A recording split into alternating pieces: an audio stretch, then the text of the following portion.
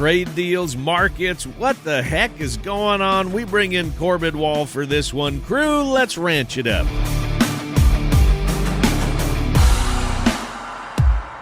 Good day, everyone, and thanks for riding with us on this all-new episode of the Ranch It Up Radio Show. I'm Jeff Tigger Erhardt.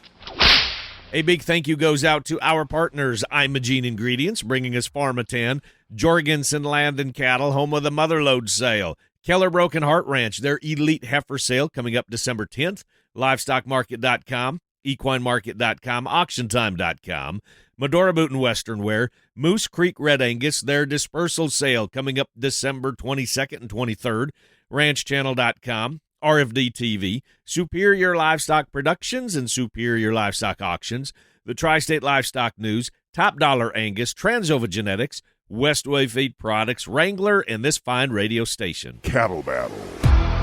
Wrecks, crashes, havoc, limit down, all words we've heard the past couple weeks here since President Trump commented on the possibility of importing beef from Argentina because some say the price of beef for the consumer is too high. Well, let's break this one down.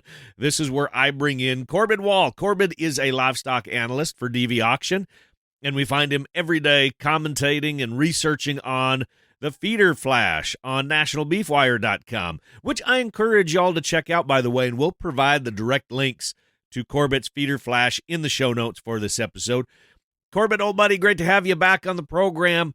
By the way, this is by no means marketing or investment advice that we're going to go through, just two old cowpokes sharing their thoughts. So, okay, let's get a better understanding of just what the heck is going on. Let's go back in time and try to make heads and tails of this current cattle market. Well, it's been well advertised that some folks think that the retail beef price is getting high. And I'm not sure how they're measuring that. Because if you take it in comparison with almost any product, beef is really affordable in comparison. You compare it to potato chips, you compare it to any other kind of food, and it's a whole food, a wholesome food, and it's just amazing that they're seeing that. But what they're going back to is they're saying a lot of our consumer inflation is mostly grocery inflation, and because beef is one of the more expensive items on a normal grocery list, they're dedicating a lot of that inflation to beef. And people don't really know how to answer that other than our numbers are tight. But really the price of beef retail or even in a food service market has very little to do with the price of cattle. They're going to sell that stuff as high as they can sell it, no matter where we're at. If our prices are low or our prices are high, or that's why they loved the COVID pandemic, because they could use the excuse that production was low and price it high. Of course, people were buying all the toilet paper, and so they were going to buy all the ground beef too. And so then people saw stories of empty meat cases, and that made them even more aggressive. And so they took advantage of it. And we're nowhere near as high on our wholesale beef prices or retail beef prices as we were during that. And cattle weren't all that high at all back then. It just happens to be, if I'm understanding this right, we're at kind of an anomaly where after COVID, this took place. Our cow herd numbers are the lowest that they've ever been, and it just happens to be where the price of beef and people are paying for protein and nutrition and to know where it's coming from. Yes.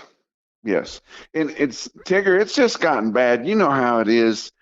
Up until we've seen this recent rally, which has really been going on for 5 years, but hot and heavy for 2.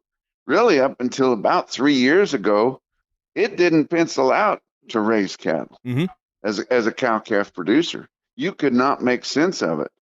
And we were down to just the guys that were doing it, for the love of the game. They just, that's what they did, and they were cow-calf people, and they were going to continue to do it, but didn't make any sense at all, and hadn't for a long time.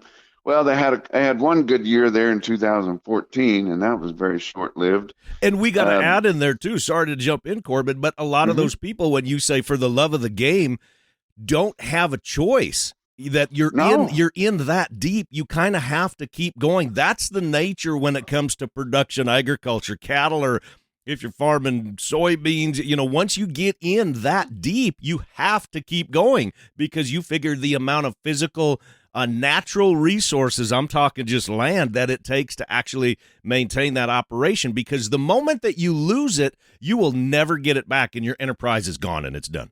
Oh yeah, yeah. You could say you could get out, but people got their kids, that are planning on coming in there. But I tell you what, I can't stress enough how much this wildlife preserve for hunting and just entertainment value of the land has changed things in the last 20 years.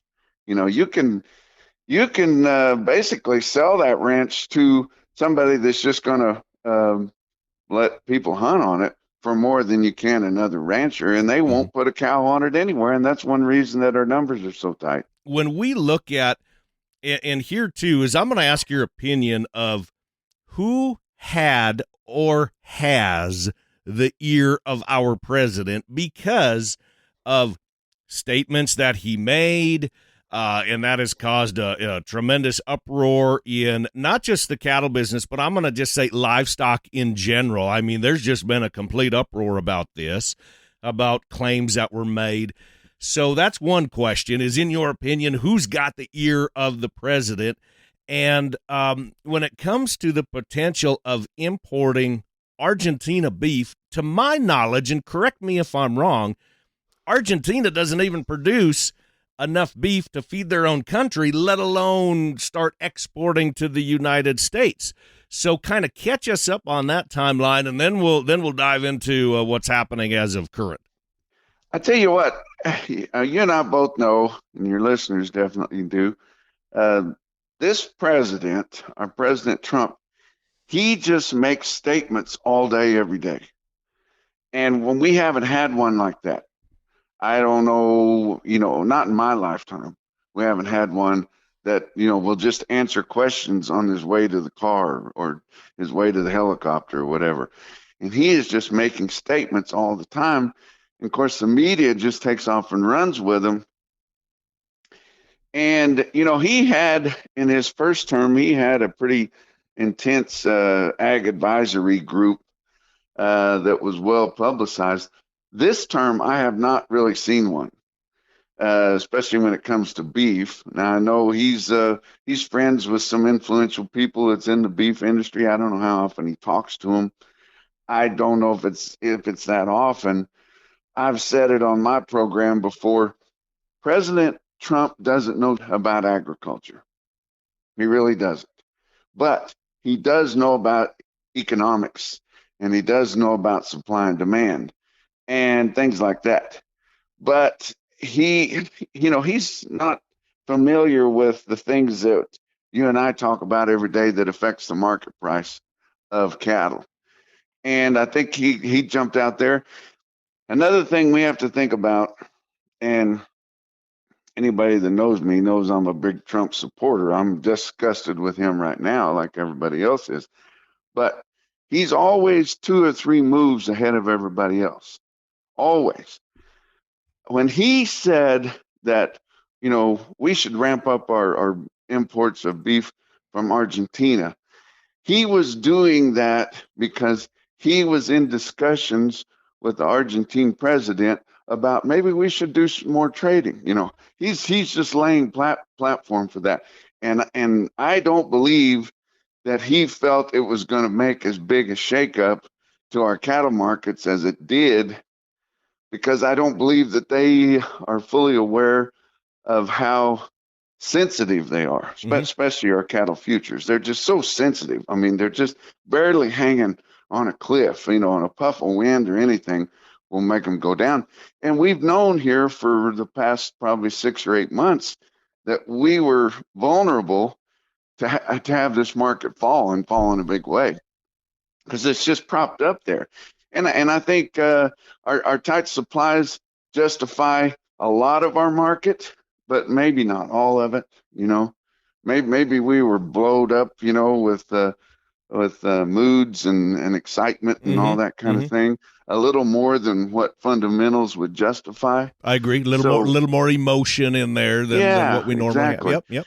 So we were flying pretty high anyway, and I think that was just a jolt. And like it or not, a lot of the media, a lot of the traders, a lot of the people that are involved with the investment of the futures and stuff, whenever they said it, they probably blew it up a little bit more, and to give us a hunk, just to give a little dig to the cattle producers, because they know that most of your production agriculture people are pro-Trump.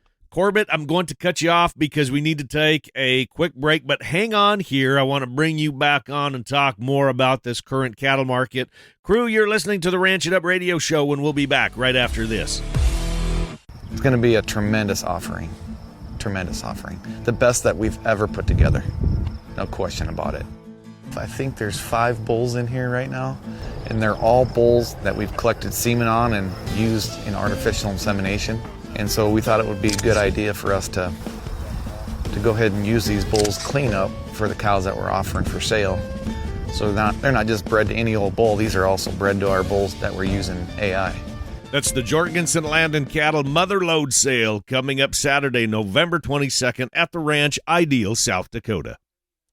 We run a lot of high milk-producing mama cows in our herd. Mitch Kenobi of Norfolk dealt with scours in his herd. So bad that we sent samples off to South Dakota State and Kansas State. Heard about Pharmatan. As a producer, I know it's our job to limit our inputs, but when it comes to Pharmatan, Dad and I don't blink an eye. It is a must for every calving season. Adding Pharmatan to your livestock's nutrition this fall will rid your new herd of scours in the spring. Go to PharmatanUSA.com. Call Joe Knopp at 340-3323. Keller Broken Heart Ranch, a leader in Simmental and Sim-Angus genetics, invites you to their first annual Heart of the Herd Fall Elite Female Sale Wednesday, December 10th at the ranch in Mandan, North Dakota. Selling 86 registered bred heifers, 8 breed-leading donors, and 12 elite young cows. Literally the absolute top of the herd. Bid and buy online at dvauction.com. Catalogs, videos, and sale information available at kbhrsimmental.com and ranchchannel.com. Don't miss this exciting Simmental and Sim-Angus event Wednesday, December 10th. Keller Broken Heart Ranch.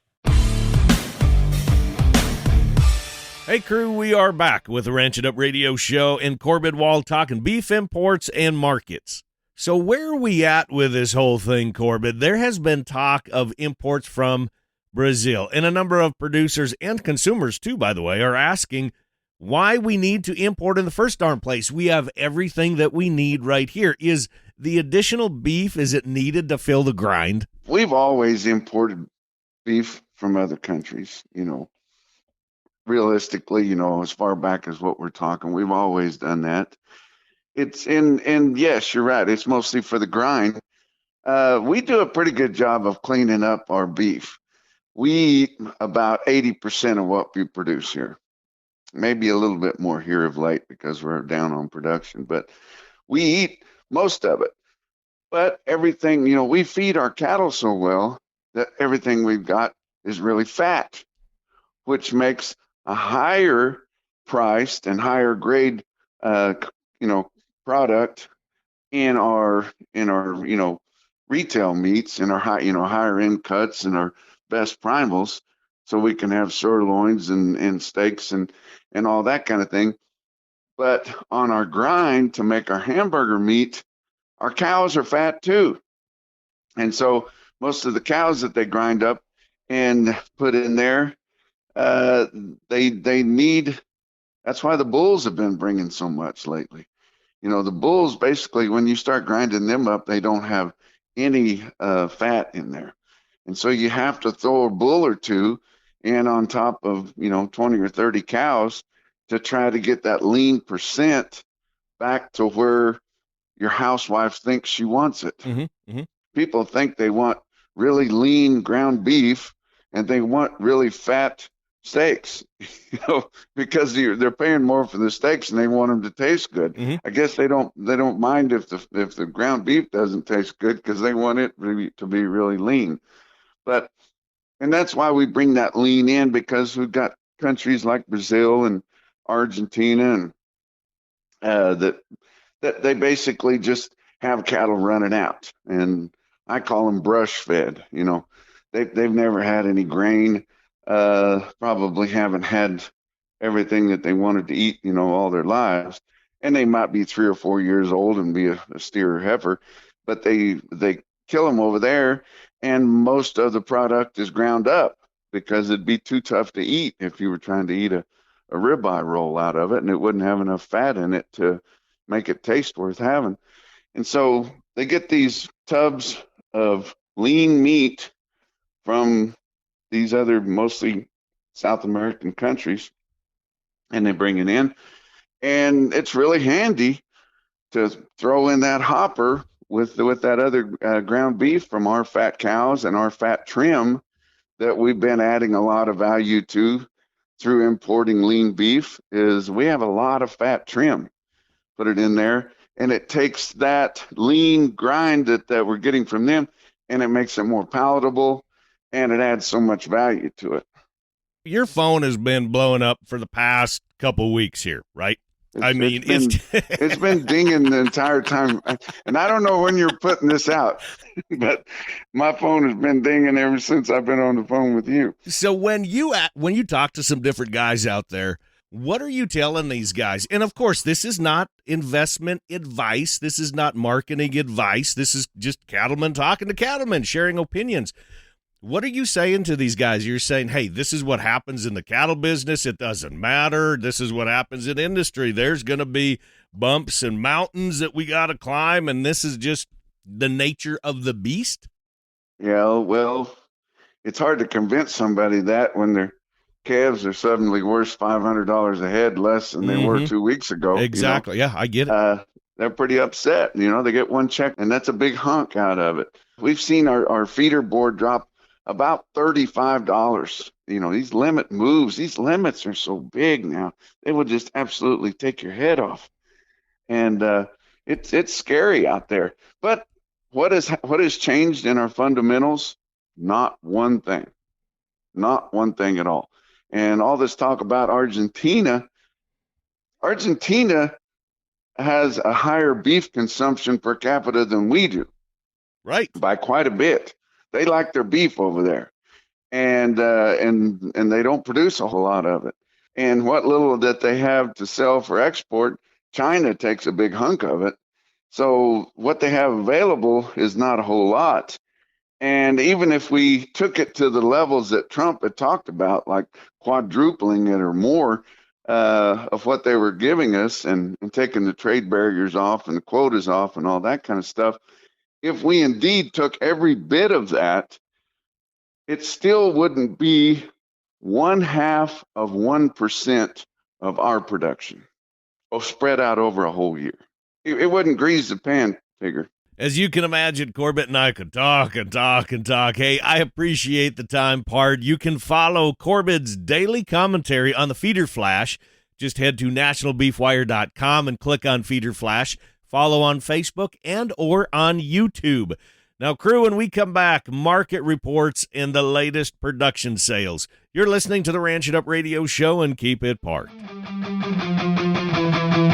LivestockMarket.com. We hear from the crew at LivestockMarket.com every week. Bulls, cows, bred heifers, open to replacement heifers, cow-calf pairs, feeders and stockers, horses, pigs, goats, sheep, show stock, hay and straw, and even alpacas. All listed on LivestockMarket.com.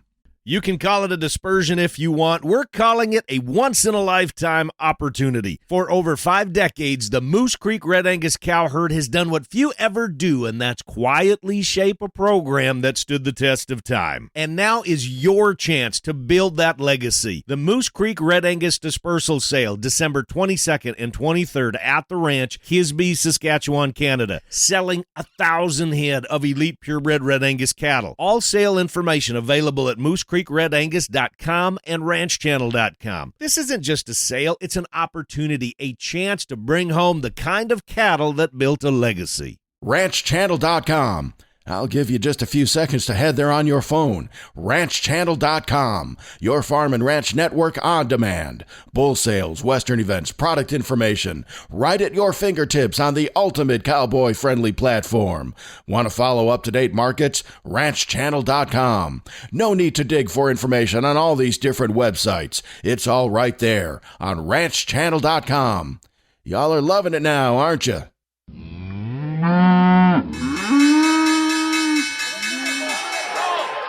Welcome back, everyone, to the Ranch It Up radio show. That time in the program, we check in with Kirk Donsbach, StoneX Financial Incorporated, recapping the markets from last week. So, Kirk, I would imagine you've been pretty busy here the last few weeks. It was incredibly hectic, specifically the last several days. Yeah, I would imagine. So let's recap last week. Numbers-wise, what are we looking at? What happened?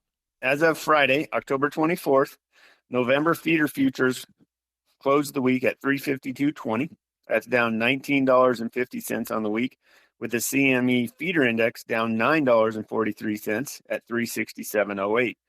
That obviously left the basis versus October futures at a very wide positive $12.98. So, $1 million question: is cash going to fall apart to futures, or are futures going to bounce to cash? The answer is yet to be determined. December live cattle closed the week at $233.92.5. That's down $8.07.5 on the week. Cash in the South started at $240 early, but dropped to $238 late in the week. The North traded $238 to $239 early before dropping to $235 late in the week. And of course, late in the week was the limit down we had Friday. The 5-area average was not reported due to the government shutdown. The basis against the lowest cash price was a positive $4.20. Choice boxes were up $8.99 at $375.76, though kind of the lone shining star of the whole report. Weekly slaughter was 573,000 head. That's 6,000 head above last week and 52,000 head below the same week last year. Dress weights and yearly production was not reported. To wrap this up, December corn closed at $4.24. That's up a penny on the week. The big news came out on the weekend with the announcement that China is going to buy significant amounts of soybeans. That is yet to be inked on paper, but the market definitely likes it, and that's also supporting corn. Now, I want to pick on feeder cattle just for a little bit, and with feeder cattle earlier in the week limiting down, and my question is regarding daily limits. Are those expanded on a day-by-day basis as needed, or does the CME, do they say from this date to this date, we will expand what the daily limits are in terms of trading? How does that work? The expansion of the daily limit is set by the prior day's action. So if yesterday closed at limit, the following day will have an expanded limit. And it only expands once. So, for example, a feeder is an expanded limit is $13.75. That remains to be the expanded limit until we don't close down the expanded limit. So if we close down $9 on an expanded limit day, the next day will be back to the normal limit at $9.25. Do you ranch in the Dakotas or Montana and want to extend your grazing season? Then this podcast is for you. Hey, I'm Shay Wanner, and I host the Casual Cattle Conversations podcast. In one of my recent episodes, Luke Ressler shares how they've extended their grazing season, along with tips and considerations for other ranchers. Here's a small portion of our conversation. So I planted a 10 species cover crop mix on it, and I grazed cows on that. It was in October when we moved them out there, and I didn't bring them home till January 1st last year. And granted, we had a pretty open winter last winter, and I was supplementing at the end. I was supplementing some hay to them, but it was kind of like every other day I'd bring them some hay. They were mostly interested in going out and picking and grazing, and so having them out there till that January 1st or into January is just awesome. You know, for us, the less hay, the less having to start up a tractor in the wintertime, things gelling up, trying to get things warmed up and going. I don't want to be out there in a tractor either. It's just a lot easier to run out with a four-wheeler check on them, and then get back home and go work on some other things. Ready to tune into the full conversation? Check out the Casual Cattle Conversations podcast on your favorite podcast player as soon as you're done listening to the Ranch It Up radio show. Heading to the Ranch Channel sales calendar, Wassum Red Angus, their elite Red Angus female sale going on as we speak. It's an online-only sale. Saturday, November 8th, JYJ Red Angus, their annual production sale in Alabama, bulls and heifers. Friday, November 14th, Jorgensen Land and Cattle and Wink Charlet present the Legends of the Fall Bull sale in Arcadia, Florida, selling the smart bulls in the long-aged Charlet bulls. And also Friday, November 14th, the DLCC Ranch in Piers, Minnesota presents the Hallmark Legacy Female Sale featuring South Devon, Poundmaker, and Navigator genetics. For more details, head to ranchchannel.com. And now that's going to wrap it up for today. A big thanks goes out to our crew, Corbitt Wall with DV Auction and the National Beef Wire, and Shay Wanner with Casual Cattle Conversations, plus Kirk Donsbach with StoneX Financial Incorporated.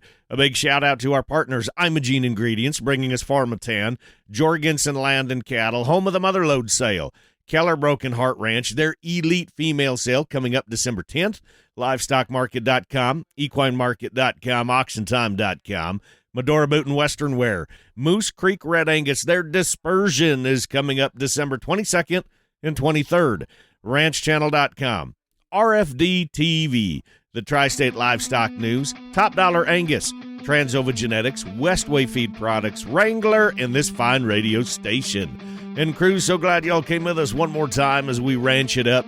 Be sure to like and follow us on Facebook at Ranch It Up Show. Our email is ranchitupshow@gmail.com. And don't forget, you can call or text 24/7. That phone number is 707-RANCH-20. That's 707-726-2420. Spread the good word and join us again next week where it's always Tigger and Beck approved. Stay ranchy and ranch it up.